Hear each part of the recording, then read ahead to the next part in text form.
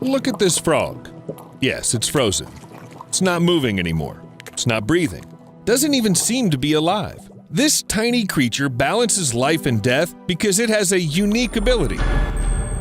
Today you'll find out which animal uses real hypnosis, who the real animal ninja is, how spiders learn to fly, and how this bird got 8 legs. Let's go. Do you think a spider can breathe underwater? Well, the diving bell spider can. True, it has no gills and other useful devices that fish have, but it does have an amazing ability. Maybe it's even a little bit of a wizard. Have you seen the 4th Harry Potter movie? We need that scene in the lake, the second trial of Tri-Wizard Tournament, and Cedric Diggory.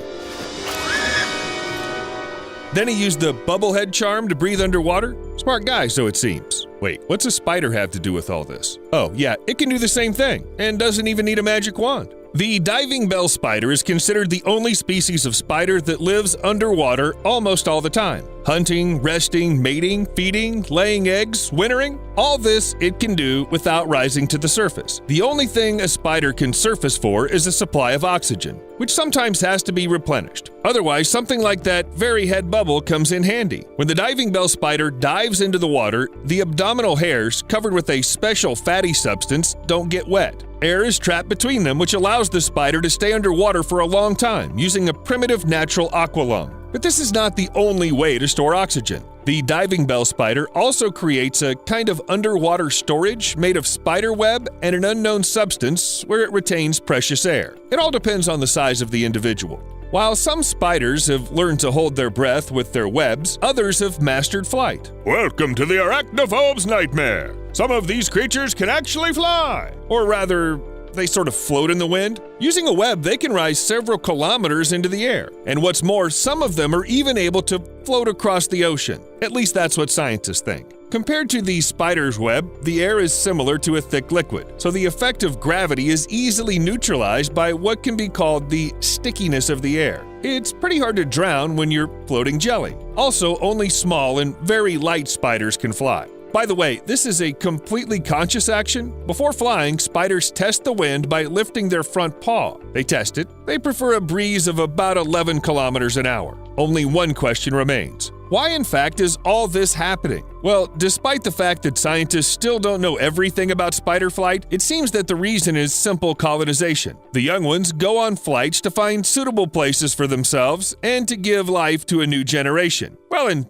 scare the crap out of someone. Well, let's leave the horrors of flying spiders for a while and turn to the wonders of nature that don't give you premature gray hair. Imagine that you're walking through the park and suddenly you hear the sound of blasters.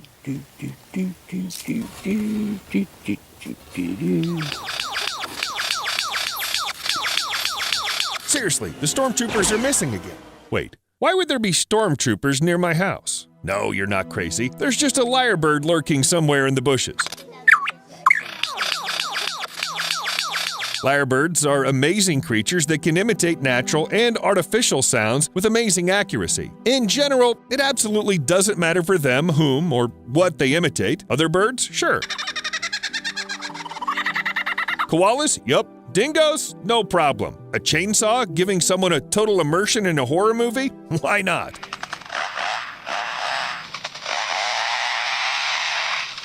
How about a sudden car alarm next to a lyrebird, making the car owner jump out into the street for a long time because of that false alarm that the lyrebird made?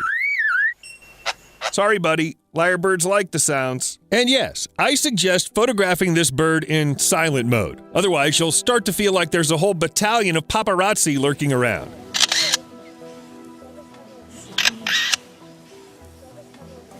Dogs barking, babies crying, cell phone ringtones, fire sirens, even the sound of a human voice. Nothing seems impossible for the lyrebird. They even know how to teach each other different sounds. There was a known case where a man played the flute next to his domestic lyrebird, and the latter then sang the melody to his wild congeners in the park. Oh yeah, I forgot to tell you where this bird lives. You probably guessed it. Australia is home to some truly amazing creatures. Unlike lyrebirds, onychophorans, or velvet worms, are also found outside of Australia. If you run your finger over an onychophorus body, it feels like you're touching velvet. But it's better, perhaps, not to touch them. The cuter the caterpillar, the more poisonous it usually is. However, the ability of velvet worms isn't in the venom at all, but in the way they hunt. Spotting a potential dinner, they just shoot a special slime at it. Ugh. Like from cannons. Only instead of cannons, they have glands near their mouths. Believe it or not, they can shoot at a distance of up to 1 meter. A single shot is usually enough to cover the victim completely. While the mucus solidifies, the insect can't get out of it,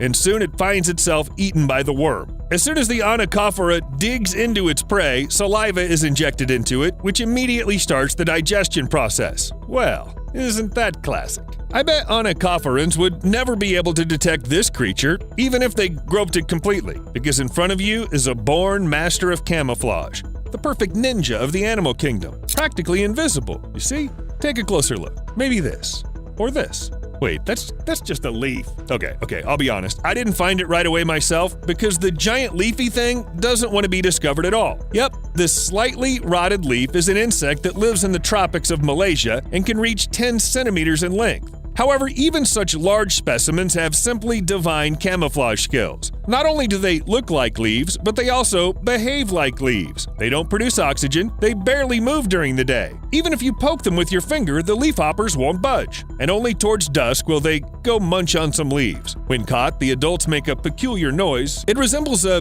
bee's buzzing sound and scares away a lot of predators. You think it's a way to protect yourself? But who needs to grow teeth or any poisonous hairs when you look like a leaf? And behave like a leaf. Think like a leaf. Be like a leaf. Actually, you know what? I think I finally found living confirmation of the expression, you are what you eat. By the way, if that expression really works, then honestly, I won't even speculate on what this lizard ate, but it can walk on water. Or rather run, very fast. It looks insanely funny.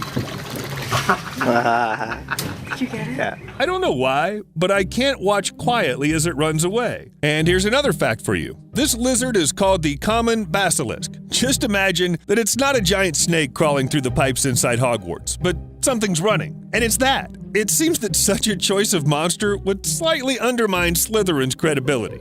But back to the basilisk's unique ability. For a long time, scientists couldn't figure out how it managed to stay on the surface since the lizard weighs so much more than all sorts of water snakes. In the end, it turned out that the basilisk paddles with huge claws rather than actually running on the water. By the way, it can run up to 500 meters on the water surface at a speed of 12 kilometers an hour. On land, it moves a little slower and can easily do without oxygen for up to half an hour. And if humans are clearly superior to basilisks in 2 points, we somehow don't get along with running on water.